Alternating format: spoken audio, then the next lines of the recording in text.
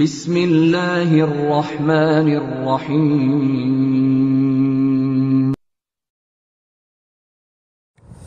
ওয়ালাইকুম আসসালাম ওয়া রাহমাতুল্লাহি ওয়া বারাকাতুহু। টাকনুর নিচে কাপড় ঝোলানো বড় অপরাধ, বড় গুনাহ বা তার কঠিন শাস্তির কথা হাদিসে বর্ণিত হয়েছে। রাসূল করিম সাল্লাল্লাহু আলাইহি সাল্লাম থেকে মা আসফালা মিনাল কাবাইনি মিনাল ইজারি ফাফিন্নার, টাকনুগিরার নিচে যার কাপড় ঝুলবে তার ওই অংশটুকু জাহান্নামে যাবে।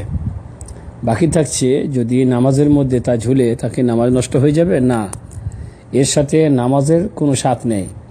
মানে টাকনুগিরার ওপরে কাপড় সবসময় থাকতে হবে, কোনো সময় ঝুলানো থাকবে না, নামাজেও না অন্য সময়তেও না।